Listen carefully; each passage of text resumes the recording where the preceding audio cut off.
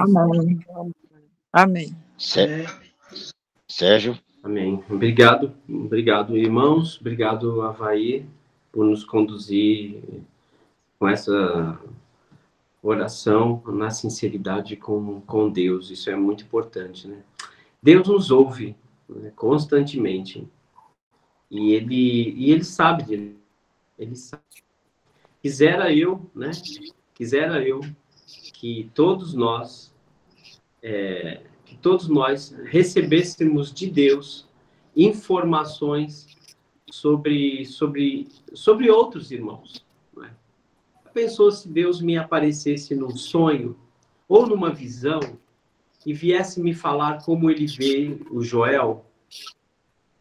Imagine como seria para a gente que Deus nos aparecesse num sonho ou numa visão, né? Num sonho ou numa visão, e viesse nos falar, e viesse em defesa de outros irmãos para a gente, né? Como seria bom, né?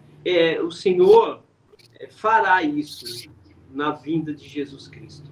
Certamente Ele fará isso.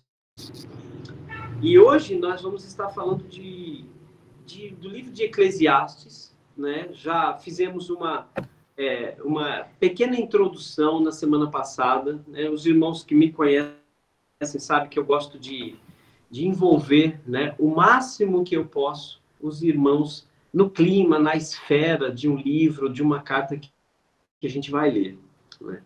E eu considero o livro de Eclesiastes um livro um livro abençoado, né? Um livro inspirado por Deus, mas que narra muito a visão de um homem, a visão do autor sobre o mundo, sobre os acontecimentos do mundo. E isso me faz pensar um pouquinho, porque ao final desse nosso encontro, desses nossos encontros falando do livro de Eclesiastes, espero que Deus, através do seu Espírito, abra um pouquinho mais a nossa visão sobre os acontecimentos do mundo, sobre este mundo. E nós nos acostumamos muito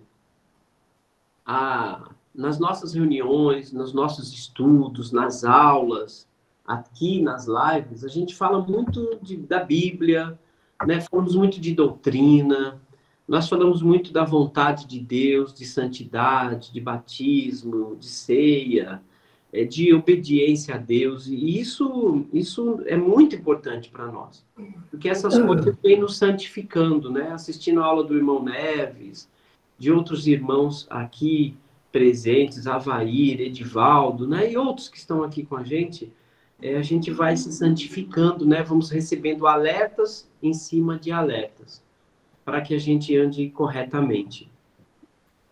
Mas o livro de Eclesiastes, ele nos encoraja a enxergar o mundo um pouco diferente. E eu vou dar um exemplo disso, já que nós estamos falando aqui de Eclesiastes, ele apela para a observação do mundo. O irmão, no sábado passado, o irmão Alan Dutton Jr., ele trouxe uma aula falando sobre limpeza, sobre faxina, né? Sobre faxina. Quem assistiu, ou tem isso gravado provavelmente com o irmão Giovanni, né? Falou sobre faxina individual, né? No espírito da gente, na nossa alma. E foi muito bom. E é muito importante que a gente vá aproveitando essas aulas, esses encontros que nós temos, para a gente crescer espiritualmente. E a gente, aqui juntos, nós constantemente recebemos informações que a gente tem uma tendência de olhar apenas para o lado religioso da questão. E nós não estamos errados em em buscarmos esse tipo de visão. Sempre devemos buscar a visão religiosa, ou eu estou evitando usar a palavra espiritual, tá certo? Porque às vezes nós entendemos espiritual como religião, e necessariamente não é. A visão espiritual é sobre o mundo espiritual, sobre o mundo invisível, mas existente, que inclusive rege este mundo. esse mundo, ele é regido por forças espirituais. O apóstolo Paulo disse isso quando falou aos cristãos na cidade de Éfeso, né? Ele disse que nossa luta, por exemplo, não é contra o mundo material, mas contra o mundo espiritual, né? Ele usou lá a linguagem de que a nossa luta não é contra carne e sangue, né? Não é contra pessoas feitas de carne e osso, né? Mas o que está agindo por trás da carne e do osso, né? Por trás dessa matéria. Né? E ele diz que os nossos inimigos são verdadeiramente as forças do mal nas regiões celestiais, né? Contra principados e potestades. E muitas coisas que nós estamos vivenciando, irmãos, no mundo, ele tem uma origem espiritual. Não se esqueçam disso. Nós podemos achar que existem acontecimentos que são meramente humanos, mas não são, não, irmãos. Existem forças por trás disso. Né? E o livro de Eclesiastes, ele traz esse apelo, primeiro pela visão da realidade.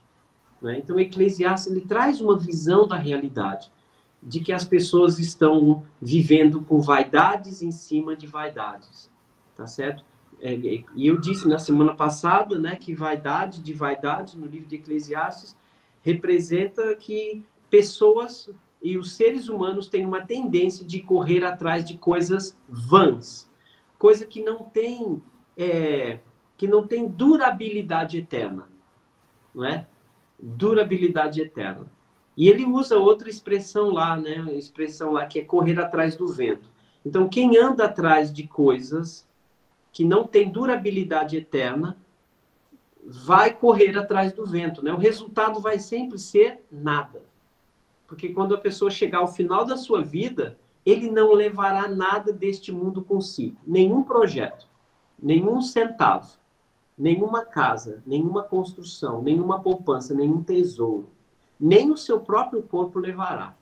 Né?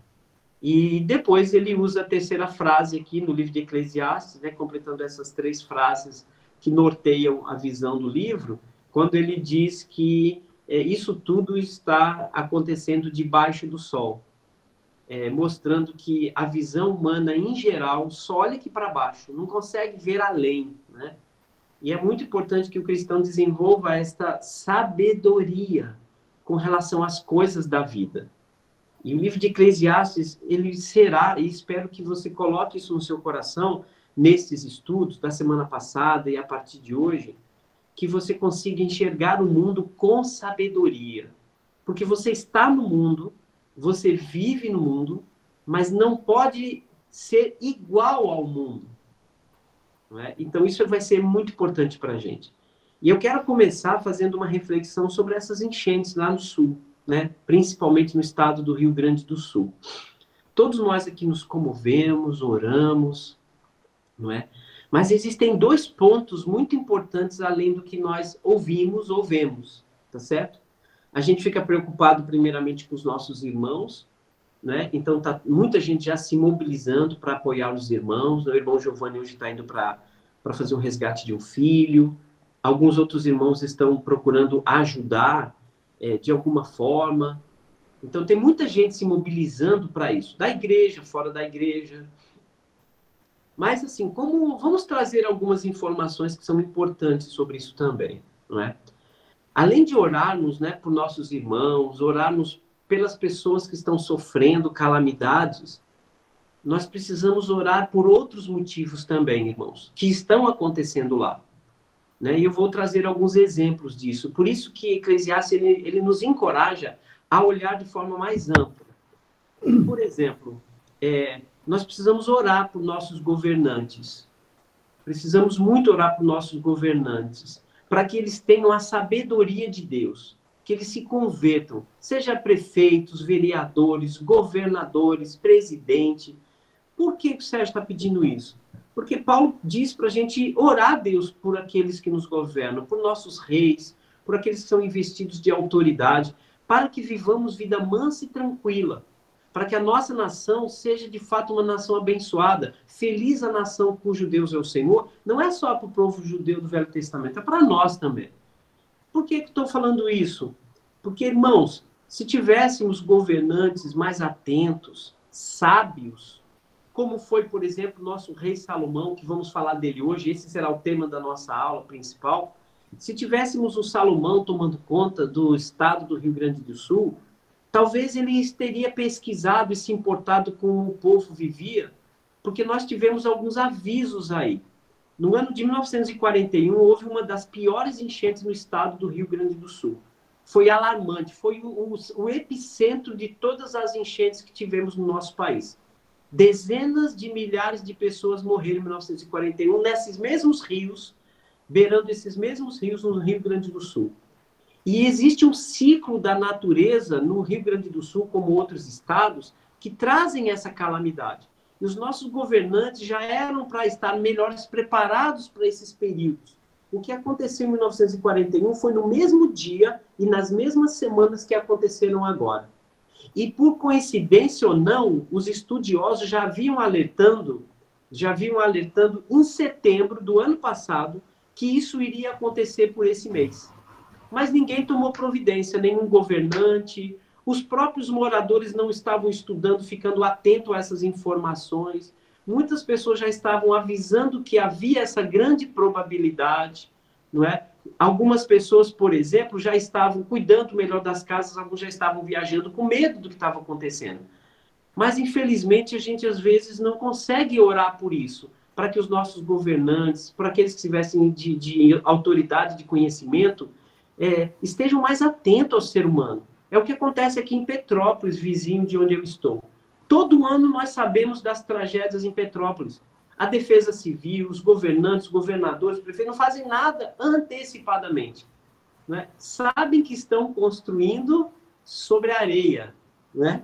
Fazendo aqui um princípio meio maluco, mas precisamos ter sensatez nisso tudo. Orar para os nossos governantes também. Outro motivo. Não sei se vocês sabem, mas existem muitos grupos querendo levar vantagem sobre essas enchentes no sul. Foram detectados só essa semana, ontem, antes de ontem, foram detectados quase 30 pontos de apoio para receber doação, mas era falso. Era tudo para pegar donativos e levar para a própria casa. Olha quanta gente maldosa, malvada, aproveitando-se de uma situação de desgraça de uns para benefício próprio. Foram relatados mais de 30 casos no Rio Grande do Sul de quadrilhas de bandidos e de pessoas mal intencionadas roubando botes salva-vidas, roubando jet ski que estava fazendo o resgate, roubando para ir até alguns lugares para saquear as casas e imóveis de outras pessoas que abandonaram com medo da chuva. Porque muita gente começou a se preparar e saiu antes e deixou lá suas casas. Inclusive, existem pessoas, não estou falando aqui contra animaizinhos, eu tenho um animalzinho em casa que a gente trata com todo carinho, mas antes vem seres humanos. Aconteceram vários casos de pessoas que chegaram para o corpo do bombeiro e para a pessoa do resgate, dizendo assim, naquela casa ali, tem uma pessoa da minha família lá passando mal, e não tinha, era mentira, era só para resgatar um animal. E um homem relatou que, enquanto ele foi lá salvar um cachorrinho, ele deixou de salvar 4 crianças que estavam numa casa vizinha. E quando chegou lá, não deu tempo de salvar, 2 crianças morreram. Então tem muita maldade nesse meio. E Deus permite tantas coisas, a gente não dá para saber por quê, mas Deus permite tantas coisas e muitos seres humanos não aproveitam a oportunidade de ser amoroso, carinhoso, compassivo para fazer maldade. Então nós temos que orar também para que o Senhor livre estas pessoas de tanta gente má. Que o Senhor nos dê sabedoria na hora de votarmos. Que a gente tenha governantes que tenham temor de Deus. E, por que não, cristãos investidos de autoridade. Conheço irmãos investidos na Defesa Civil, aqui próximo, tá certo? Que fazem tudo para ajudar. Como é bom termos irmãos médicos, irmãos engenheiros, não é? Olha, irmãos, a minha bateria aqui, eu não sei o que está acontecendo aqui no meu celular, mas eu estou com um probleminha hoje aqui. Se por acaso falhar, eu vou dar aula pelo celular da Chile, tá bom? Então, irmãos, olha quanta informação que eu estou dando para vocês hoje. E isso é um ensinamento que a gente aprende do livro de Eclesiastes, para a gente olhar o mundo com mais sabedoria, com mais prudência. Olha o que Jesus ensinou, sermos simples como uma pomba, mas prudentes como uma serpente. Então, as nossas orações para todas as famílias do Rio Grande do Sul, como em outras localidades, não deve ser somente para que o Senhor cuide, que o Senhor... Vamos pedir outras coisas para Deus. Isso é a vida da igreja madura, não é?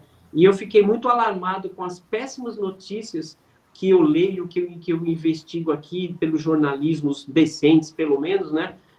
As atrocidades que acontecem no Rio Grande do Sul nesse momento, certo? Até estupros de pessoas que fingem que vão fazer resgate, e quando pega uma moça, uma senhora mais sozinha, mais protegida, fazem o que não devem. Então tem muita maldade por trás disso, e a gente tem que orar por isso também, irmãos, tá certo?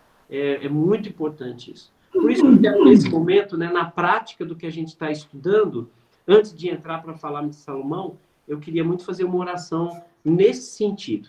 E que os irmãos digam amém se concordarem, né, e se enxergarem da mesma forma. Vamos orar. Pai Santo, eu sei que o Senhor nos ama. Eu sei que o Senhor ama todos os seres humanos e por isso mandou seu Filho Jesus Cristo para todos. Para as pessoas que vivem honestamente ou para aqueles que enganam, defraudam, roubam. Eu sei que o Senhor demonstrou seu amor através de Jesus Cristo para os que têm um coração puro, mas também para os que têm um coração sujo, cheio de maldades. Eu sei que o Senhor veio para os doentes, né? Os doentes de pecado, de sujeira, de maldade. Aqueles que muitas vezes investem contra o ser humano, contra o seu irmão de sangue, contra um ser humano, contra um outro ser humano, contra um próximo, querendo destruí-lo e até matá-lo, como fez Caim com o seu irmão Abel. Ó Pai Santo, tenha misericórdia das pessoas que são vítimas destas mentes criminosas, dessas pessoas usurpadoras, dessas pessoas que não se importam com a condição de tristeza alheia, com aqueles que estão saqueando bens que outras pessoas juntaram tanto para se sustentar, para ter, às vezes, um pouquinho de conforto nessa vida. E eu te peço para que o Senhor os livre os nossos irmãos rio-grandenses das mentes criminosas, dos saqueadores, dos malvados, dos mentirosos, daqueles que entregaram suas vidas a Satanás, Pai, para que o Senhor expulse essas pessoas e não as permita ter sucesso nas suas investidas. Dê, Senhor bendito, um amor verdadeiro para aqueles governantes, para aqueles que se acham investidos de autoridade, que vão liberar dinheiro, ou que vão prestar ajuda com o próprio corpo, como funcionários do Corpo de Bombeiro, da Defesa Civil, do Exército, da Polícia. Ajude essas pessoas a tratarem estes outros seres humanos, Senhor, com humanidade. E os interesses sejam, não para aparecer numa foto ou numa live, ou ainda aparecer numa selfie de celular para aparecer, para mostrar que foi bom, que foi herói. Porque, Senhor bendito, nós precisamos que o Senhor coloque mais cristãos em vários lugares, em vários setores da nossa sociedade civil, Pai, para que a sua palavra seja praticada também em amor, quando não houver situações de tão grande desastre. Nos perdoe, Senhor, se às vezes somos tão inocentes que a gente não enxerga, às vezes, a maldade do inimigo. E não basta somente, Senhor bendito, uma ajuda financeira, um Pix, ou ligar, ou procurarmos fazer um donativo. Nos ajude a nos importarmos. Nos ajude, Senhor, a termos pessoas responsáveis da igreja para acolher essas pessoas que sofreram isso. Prepare a tua igreja no Rio Grande do Sul, especialmente, que estarão presencialmente perto dessas pessoas que sofreram tantos danos. Que a igreja se organize e que ajude com tratamento psicológico, que ajude com o ensino da palavra, que ajude, Senhor bendito, acolhendo, tá certo? E dando atenção e carinho, porque às vezes, Senhor, nós sabemos que não é só roupa, nem água, nem pão, mas é uma palavra de amor e é a presença. E eu te peço isso em nome de Jesus. Amém. Amém. Amém. Amém. Amém. Amém. Irmãos, Amém. o nosso tema hoje... Amém. Obrigado, irmãos, pela confirmação. O nosso tema hoje é que o livro de Eclesiastes ele foi escrito certamente por um autor sábio, não é? E que tinha talento de professor, tá? Por que eu estou falando isso? Bom, existem muitas pessoas Existem muitas pessoas que acreditam que o livro de... Tem alguns microfones abertos, tá dando um pouco de interferência. Isso, vamos fechar os microfones, levante a mão quando precisar falar, irmão. Tá? Muito obrigado. Obrigado, Joel. Então, assim, para falar do autor de Eclesiastes, nós sempre vamos falar, e eu vou seguir a vertente de que provavelmente foi escrito por Salomão. Não há provas muito concretas, mas há indícios muito fortes que tenha sido Salomão, né, o rei de Israel, filho de Davi, não é? O que o mundo conhece como o homem de grandes riquezas, né? Até filmes existem falando de Salomão, né? As Minas do rei Salomão. Há também quem diga que foi o homem mais sábio de toda a terra. Eu confio que isso é verdade, porque foi Deus quem disse isso para ele, né? Que o que Deus deu a Salomão, nenhum homem na terra teve antes dele e nem depois dele também teria, né? Então eu confio em Deus e eu sei que quando estudamos qualquer coisa que provavelmente foi escrita por Salomão, nós temos muito a aprender. E antes de entrarmos na leitura do livro de Eclesiastes, hoje eu gostaria de falar um pouquinho sobre ele, né?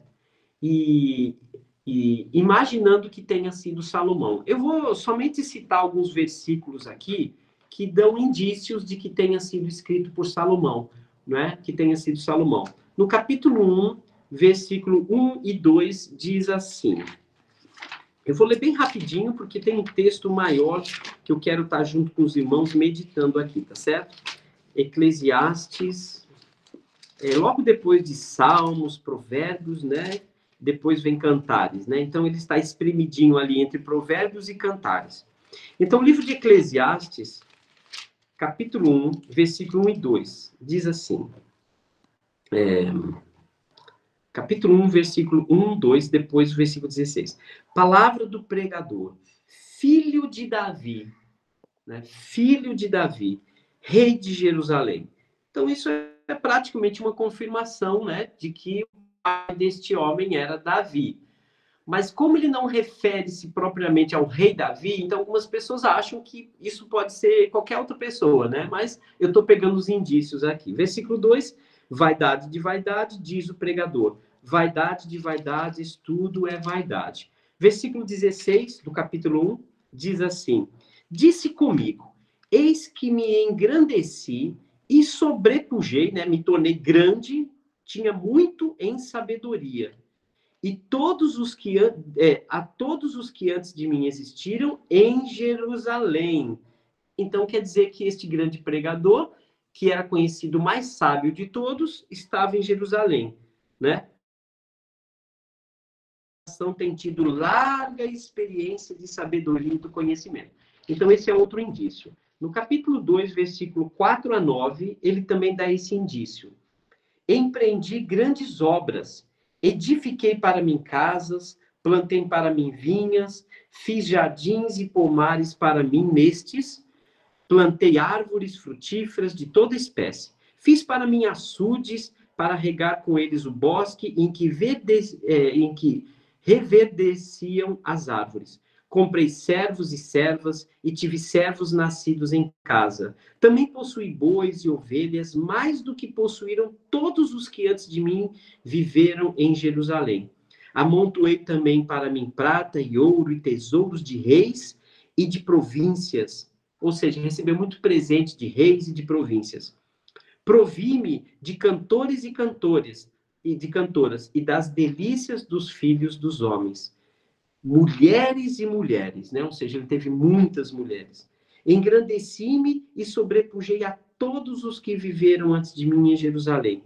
Perseverou também comigo a minha sabedoria. Enfim, esses textos, e capítulo 7, versículo de 26 a 29, capítulo 12, versículo 9, todos esses textos dão indício de que era um homem muito rico, investido de muita autoridade, recebeu muito presente de reis, que reis presenteavam reis, né? E também que ele era de Jerusalém e o pai dele era Davi. Então, não está escrito aqui, Salomão, rei de Israel, não disse mais. Estes e outros indícios comprovam, pelo menos para mim, que foi escrito por Salomão. Tá certo? Então, Salomão, ele provavelmente escreveu esse livro e provavelmente foi por volta do ano de 960 antes de Jesus chegar à Terra, não é? Então, 930 anos, aliás, 930 anos antes de Jesus nascer, viveu Salomão. Então, há muita probabilidade desse livro ter sido escrito já no final da vida de Salomão. Depois de tudo que ele enfrentou, tudo que ele vivenciou, todas as suas vitórias e também as suas derrotas, quase no final da vida. Não é? Não vou me ater aqui muito à história toda de Salomão, porque o foco hoje é sabedoria. E segundo a Bíblia diz, não houve mais sábio que ele, nem antes e não haveria depois.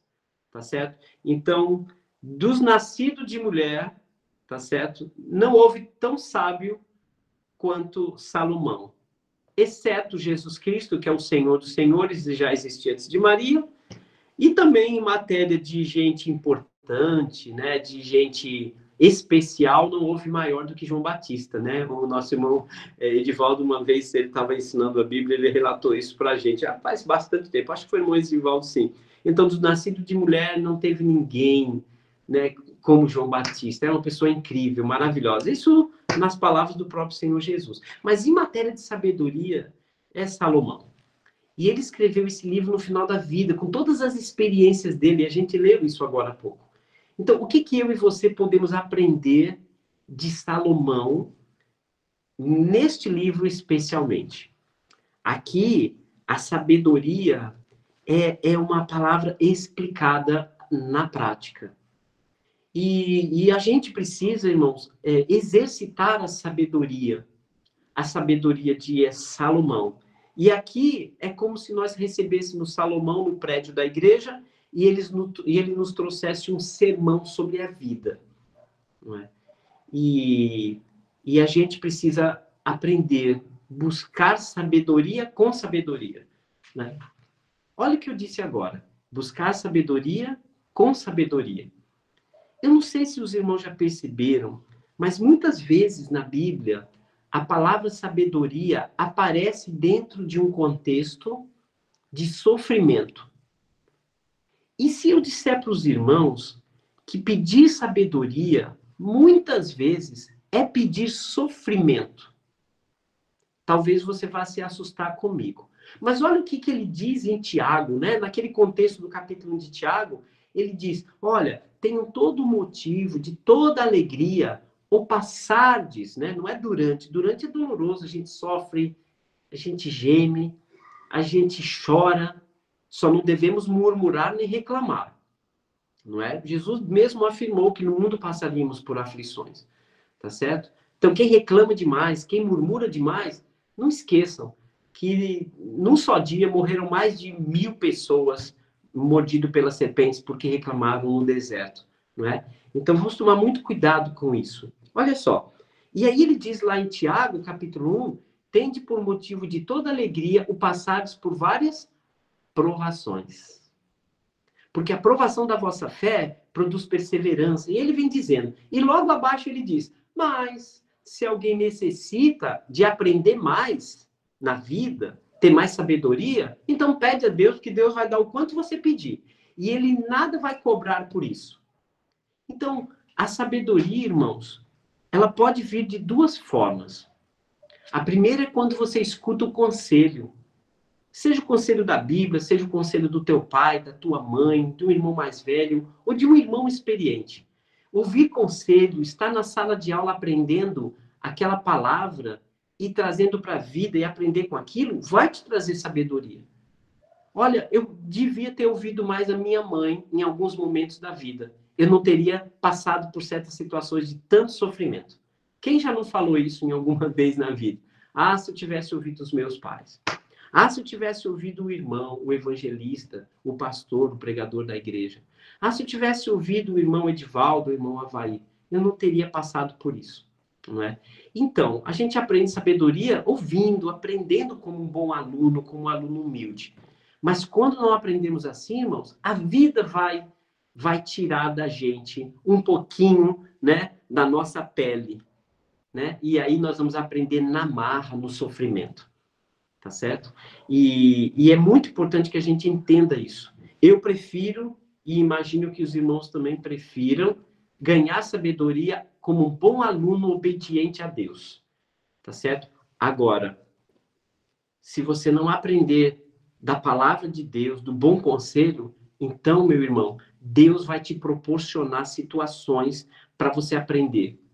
Para você aprender a ser paciente, para você aprender a orar, para você aprender muitas coisas. E eu confesso para vocês, irmãos, que muitas coisas que talvez hoje alguém diga que eu tenho sabedoria, é porque eu sofri muito para alcançar aquela verdade na minha vida. Não é?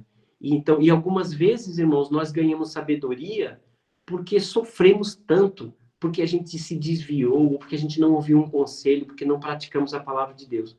Talvez seja por isso que a gente vai envelhecendo, ficando mais velho, e aí a gente vai mudando um pouquinho, porque a vida vai ensinando para a gente. Mas não esqueça o que o provérbio também diz, né? Que há jovens tão sábios e idosos tão estúpidos. Não é?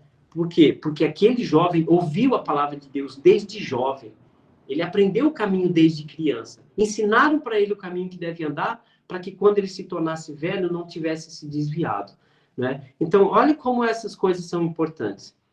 Mas a grande pergunta que eu trago para vocês, irmãos, é essa. Cuidado, aliás, um alerta. Se você pede sabedoria de Deus, aceite a maneira que ele vai te encher de sabedoria.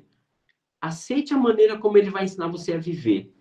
E muitas vezes, irmãos, Deus manda situações ou permite situações que a gente não aprende com elas. A gente vai lá na frente e erra de novo. Eu já fiz isso, irmãos. Já errei para a mesma coisa algumas vezes que eu fico me perguntando como eu fui insensato, como eu fui estúpido. Por que eu errei de novo da mesma maneira? Eu não aprendi nada. E, irmãos, a maioria dos nossos pecados ele vem por insensatez, ou seja, insensatez é quando você não pensa para fazer. Por imprudência, porque a gente não se preserva. E, às vezes, também o pecado vem por causa da maldade, porque queremos nosso prazer. O que a gente quer é o egoísmo, né? Acima do controle, do equilíbrio. Então, sabedoria é o que a igreja precisa, é o que nós precisamos, tá certo? E a gente vai escolher se você quer aprender a sabedoria, ouvindo e obedecendo a palavra de Deus, ouvindo um conselho, ou se você quer que Deus coloque muitas situações para provar ou para te treinar. Não é? Se você não beber água, você vai ter problema de rins. Aí depois você chega entre os irmãos e fala, Senhor, irmãos, orem por mim porque eu estou com um problema renal muito sério. Não bebe água. Como Deus vai ouvir uma oração de alguém que desvia o seu ouvido de ouvir a lei? O livro de Provérbios deixa claro que diz, aquele que desvia o ouvido de ouvir a lei, até suas orações são abomináveis. Com Deus não se brinca, irmãos. Toda vez que eu e você brincamos com Deus lá atrás, a gente se deu mal e vamos continuar nos dando mal. Até o dia que, se a gente não estiver arrependido ou puro e santo diante de Deus, reservado, podemos ser pegos num dia e irmos para o inferno. Podemos perdermos a salvação eterna por causa de uma falta de sabedoria, por não termos aprendido aquilo, com tantos sinais, com tantos exemplos que Deus nos dá. Mas quem escreveu Provérbios, e provavelmente foi Salomão, ele teve um dia um encontro com Deus, e eu quero que você me ajude a ler esse texto que está em 1 Reis, capítulo 3. Primeiro livro de Reis, capítulo 3. Mas antes disso, eu quero fazer uma pergunta para os irmãos. E todo mundo já mais ou menos conhece um pouco dessa história. E todo mundo que eu pergunto, geralmente diz, né? E eu pergunto assim, o que foi que Salomão pediu a Deus? Todo mundo, quase em geral, fala sabedoria. Mas eu quero que os irmãos lendo esse texto comigo hoje vão entender que Salomão não pediu sabedoria. Há um texto que cita que ele pediu sabedoria, mas é um relato de outra pessoa e não necessariamente o encontro narrado de Salomão com Deus em sonho ou numa visão que ele teve. Olha só o enredo desse encontro de Salomão com Deus.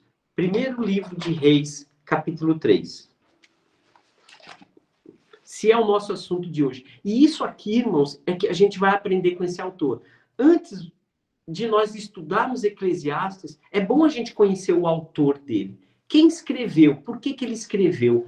Qual é a experiência de vida que Salomão teve escrevendo esse livro? Para que a gente... Ô, irmão. Oi? Ô, irmão. Se não foi sabedoria que pediu a Deus Salomão, foi o quê? Vamos ler agora, irmã. Vamos deixar que a Bíblia fale. Olha que interessante. Tá bom? Vamos ler. Abre aí comigo, 1 Reis. Foi muito bom, viu, Claro, você ter falado isso. Não foi sabedoria que Salomão pediu a Deus. Então vamos ver o que foi que ele pediu. Porque quem disse que ele pediu sabedoria foi Deus. Deus que virou para Salomão e disse assim, ó, já que você não pediu isso nem aquilo, mas pediu com sabedoria, olha tudo que eu vou te dar. Viu como mudou? Vamos ler lá. Acompanha com a gente. 1 Reis, capítulo 3. Versículo 3. Primeiro livro de Reis, capítulo 3, versículo 3. Já sabe, né, irmão? Se acabar minha bateria aqui, né, eu vou... Deixa eu só ver aqui. Eu não estou conseguindo carregar meu celular. Já tem um tempo. Houve algum problema aqui na minha conexão. Então, eu vou tentar aqui... Deixa eu ver. Ah, está carregando agora. Vamos lá. Vou ler aqui com vocês, irmãos. Eu vou dividir esse texto em 4 partes.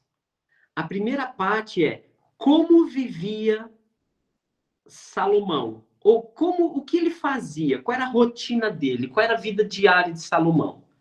Versículo 3, 4, fala sobre isso. Primeiro, como vivia Salomão.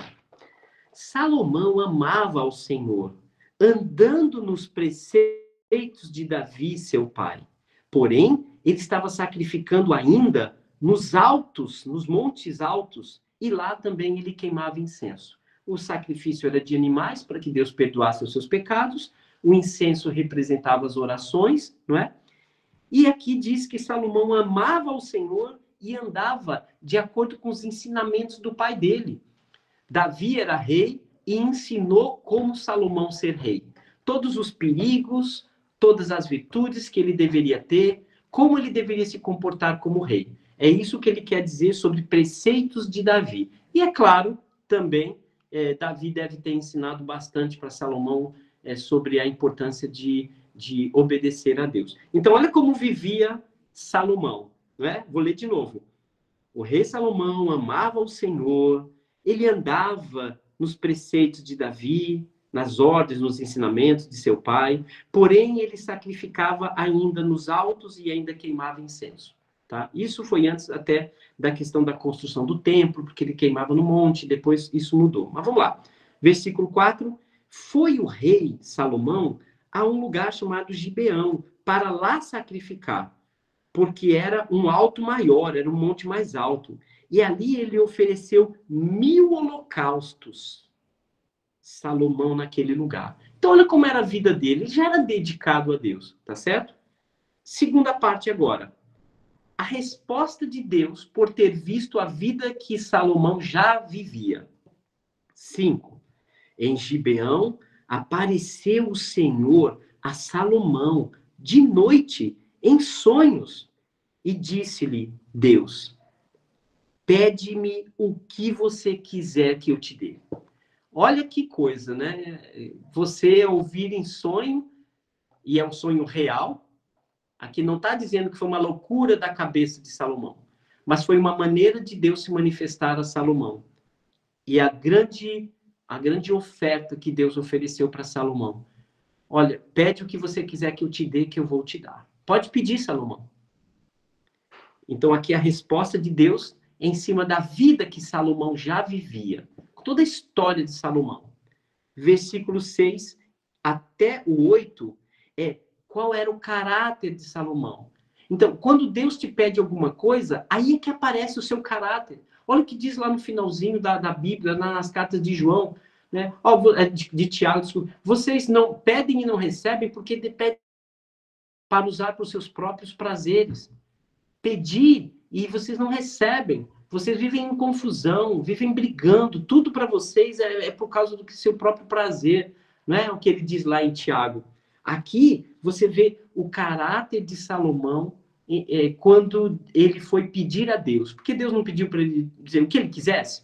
Tudo que ele tivesse pedido a Deus, provavelmente Deus lhe daria. Mas olha o pedido de Salomão, que mostra o seu caráter, como ele era, o seu ser, o seu interior, a sua essência. Versículo 6. Respondeu Salomão: de grande benevolência usaste para com teu servo Davi, meu pai. Olha que interessante. Olha o reconhecimento, a clareza de Salomão, que reconhecia que Deus foi benevolente com o pai dele. Então, Salomão começou a dizer: eu sei o que o Senhor fez na vida do meu pai. O Senhor foi benevolente, ele não merecia nada do que o Senhor deu para ele, mas o Senhor deu muito para o meu pai. Olha só que cabeça que tinha Salomão, o interior dele. Porque ele andou contigo em fidelidade. Ó, Salomão sabia que Deus tinha sido benevolente com ele. Por quê? Porque Davi andava em fidelidade e justiça e retidão de coração perante a tua face. Esse perante a tua face é porque Davi queria agradar a Deus e não a homens. Por isso que vem aqui, tua face. Mas olha as 3 coisas que Davi fazia, porque Deus era benevolente com ele. Ele andava, quer dizer, todos os dias. A vida de Davi era assim, andava em fidelidade e em justiça e em retidão de coração. Mesmo que Davi tenha cometido aquele pecado que todo mundo gosta de citar, mas o conjunto da vida de Davi é que era incrível. Assim como todos nós, ele pecou e se arrependeu. E como se arrependeu? Mas o que Deus conta é a integridade total aqui. Olha só, Salomão dizendo isso, né? Perante a tua face. O Senhor manteve a ele esta grande benevolência, o Senhor deu para ele. Inclusive, deu a mim. Olha Salomão dizendo: olha, o Senhor me fez ser filho deste homem. Isso também foi uma atitude benevolente do Senhor. Né? Que hoje está no trono de Davi. Né? Fala, Edivaldo.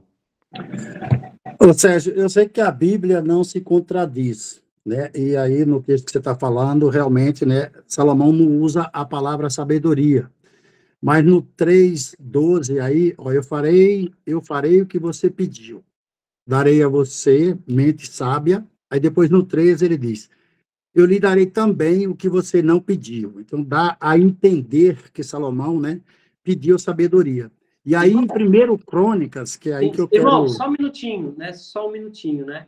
É porque eu estou indo no segmento, sabe, Edivaldo? E você já se antecipou lá para falar sabedoria. Eu quero explicar isso mais lá no finalzinho. Senão a gente vai perder a essência do texto aqui, que é para acompanhar o pedido de Salomão, tá bom? Mas assim, segura isso aí um pouquinho, que isso vai ser importante no final. Tá bom? Porque em 2 Crônicas diz que ele pediu sabedoria.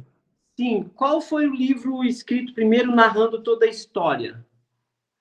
Primeiro vem Reis e depois vem Crônicas.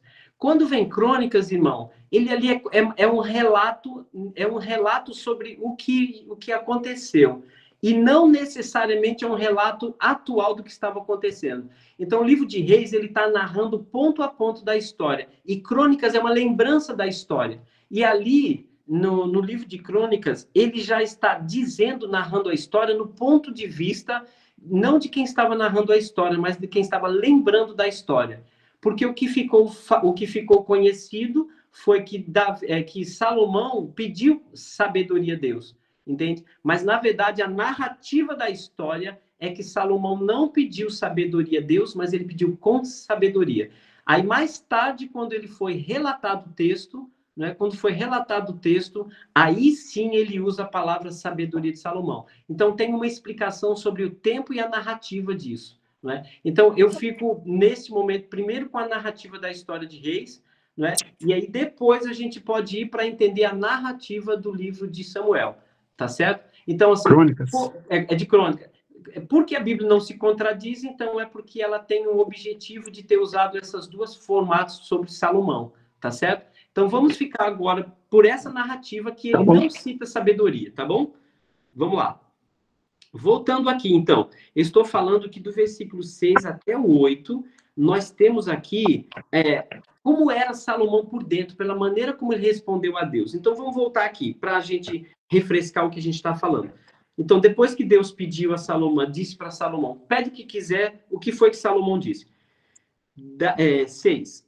Respondeu Salomão, de grande benevolência usaste para com teu servo Davi, meu pai, porque ele andou contigo em fidelidade e justiça e em retidão de coração perante a tua face, mantiveste-lhe esta grande benevolência e lhe deste um filho que se assenta no trono como hoje se vê, né? Que sou eu, né? Salomão falando. Olha só como Davi responde, o reconhecimento dele. Versículo 7. Agora, pois, ó Senhor meu Deus, tu fizeste reinar o teu servo em lugar de Davi, meu pai. Não passo de uma criança, não sei como conduzir-me. Olha a humildade deste homem, que ele se via, poxa, eu tenho uma responsabilidade tão grande de governar Israel. Né? E ele era ainda tão jovem. Ele disse assim, olha, o Senhor fez isso na vida do meu pai, e o Senhor me colocou para governar esse povo, e eu não sei nem como me conduzir. Eu não tenho experiência ainda. Eu não sei como agir em algumas situações. E eu não passo de uma criança. Não é? Aí ele diz aqui, teu servo está no meio do teu povo, do povo que elegeste, povo grande, tão numeroso, que não se pode contar. Então, olha só como Davi era realista, como ele reconhecia que Deus tinha feito na vida do pai dele, como ele era humilde para dizer que era tão pequeno, para assumir uma responsabilidade tão grande. Isso é dependência de Deus. Agora, versículo 9 é o desejo dele. Aqui entra a sabedoria. Né? Então, eu quando olho para o versículo 9, eu vejo que é o resumo da sabedoria. Se alguém pode explicar a sabedoria melhor do que o versículo 9, eu gostaria de ouvir. Porque olha só o que a própria Bíblia relata como sabedoria. Por isso que o texto que o irmão Edivaldo está colocando considera o versículo 9 e o que ele diz como a própria sabedoria. Né? Esse é o grande relato e importante. Olha só o que Salomão disse. Me dá, Deus, dá, pois, ao teu servo um coração compreensivo para julgar a teu povo. Olha a primeira coisa que ele pede. Coração compreensivo. Um coração, um interior que compreende, que entende as coisas, que não age subitamente nem por impulso. Mas sabedoria é ter um coração compreensivo. É compreender outras pessoas.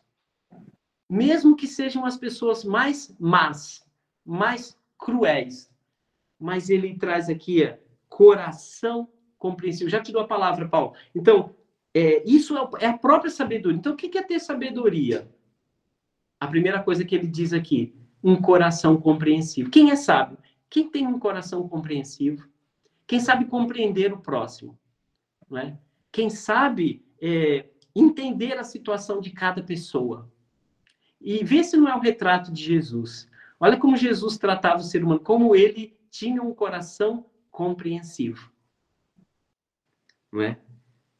Aí diz o seguinte, um coração compreensivo para julgar a teu povo.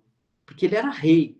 Aí ele diz mais, porque um coração compreensivo? Para julgar o povo e para que prudentemente discirna entre o bem e o mal. Não é? Então ele pediu duas coisas, um coração compreensivo e, já que ele tem um coração compreensivo, ele precisa ter discernimento entre o bem e o mal. É que quando discernimento significa diferenciação. Você enxerga o preto no branco. Você vê a diferença, o que é mal e o que não é mal. E quando nós olhamos para a vida de Salomão, julgando o povo, a gente vê como Salomão conseguia enxergar o mal diferente do bem. Aquela mulher, por exemplo, aquelas duas mulheres que foram apresentar uma criança para o rei, as duas dizendo que o filho era dela, que o filho era dela, as duas diziam isso, não é? Olha a resposta que Salomão teve. Como ele conseguia fazer com que o mal aparecesse, para diferenciar o bem do mal. Então, aqui o texto diz que o que Salomão pediu a Deus foi coração compreensivo para julgar o povo, para com prudência, não só discernir o bem e o mal, mas com prudência. Porque muitas vezes a gente enxerga a diferença entre o mal e o bem, mas a gente não é prudente. A gente já chega logo acusando, a gente já chega logo misturando a conversa. Às vezes, a gente fica colhendo o trigo junto com o joio, ao invés de esperar o tempo certo para que o joio cresça, para que o trigo se dobre e então fique identificado o joio, e aí você tira, então, o mal pela raiz. Entende? Discina entre o bem e o mal, pois quem poderia julgar este grande povo? Não é? Até aqui, irmãos, alguém ouviu a palavra sabedoria? Alguém leu a palavra sabedoria? Não, ela não apareceu aqui. Então, por que ela aparece em outro texto? Né? A gente vai falar sobre isso ainda, eu só queria finalizar essa leitura aqui. Então, vou ler de novo o que foi que Salomão pediu a Deus, segundo esse texto de Reis, que foi o primeiro texto a relatar a história. Dá, pois, ao teu servo coração compreensivo para julgar o teu povo, para que prudentemente discirna entre o bem e o mal, que acontece comigo e com os outros. Pois quem poderia julgar a este grande povo? Né? Olha que interessante, irmãos. Se você quer sabedoria, saiba que está nisso aqui a sabedoria, irmãos. Ter um coração compreensivo. Né? E esse coração compreensivo, ele vai prudentemente julgar, fazer a diferenciação do que é certo, do que é errado, do que é bem, do que é mal. Isso é uma pessoa sábia. Então, quem é sábio?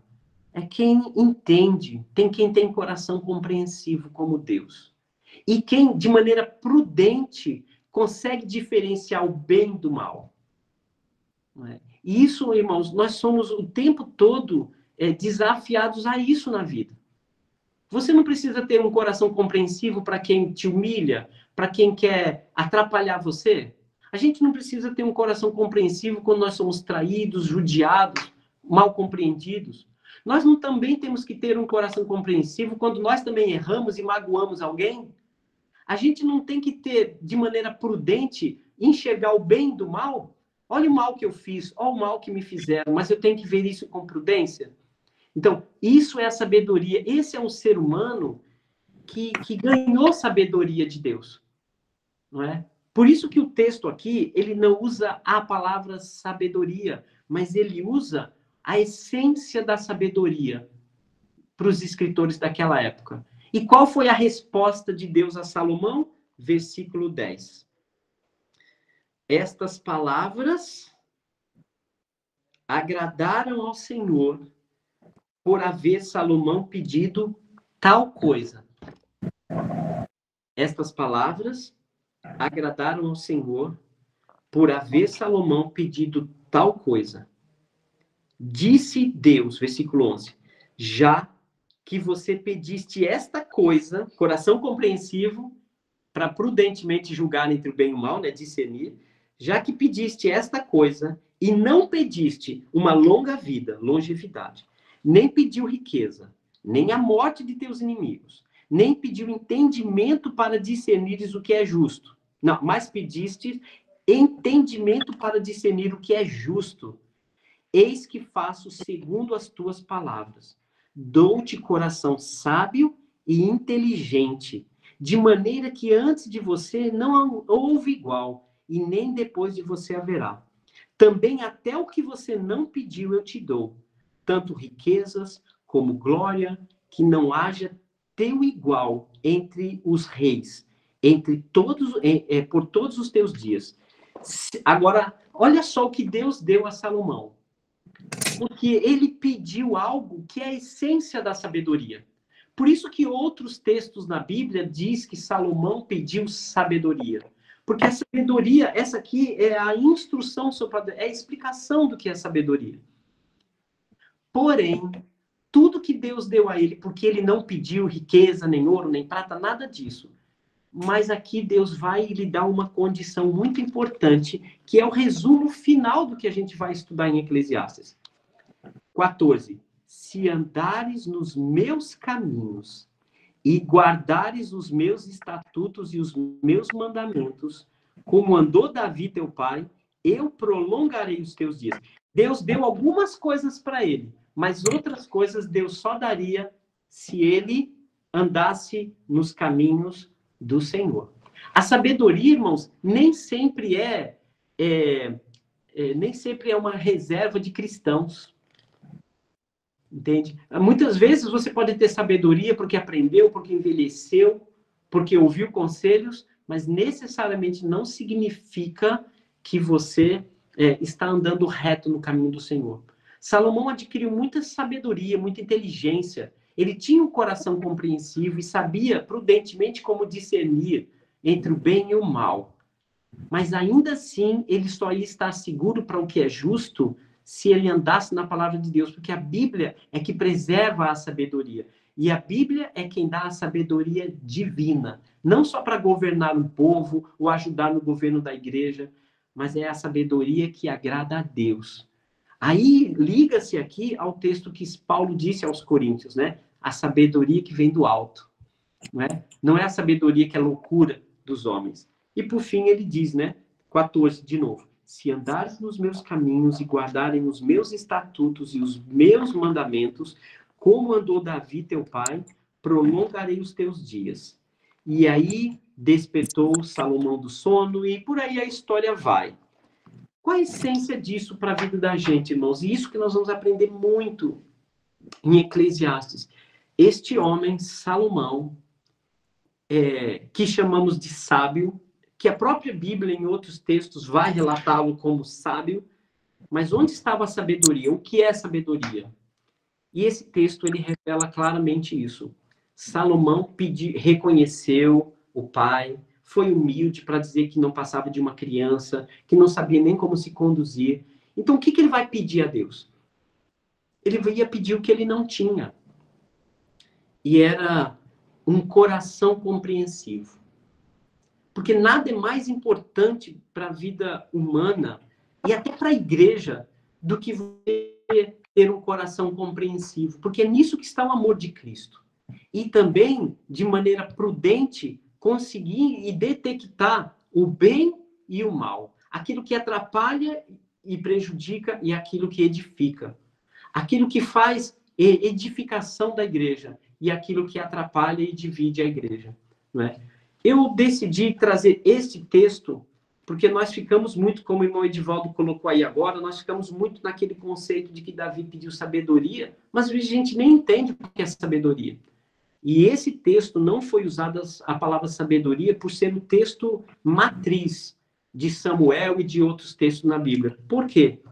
Porque aqui, nesta tradução, ela traz as duas palavras que considero tão importantes que a gente aprende em Eclesiastes e que a gente deve aprender com a palavra de Deus, que é coração compreensivo e discernimento com prudência. Né? Isso vai nortear todo o nosso entendimento do livro de Eclesiastes. Porque lá no livro de Eclesiastes, ele tem essa compreensão da vida humana. Tanto daquele que andava com Deus, quanto aquele que não andava com Deus. E ele mostra ali, de maneira prudente, como devemos diferenciar o bem do mal. Essa é a essência do livro de Eclesiastes, né?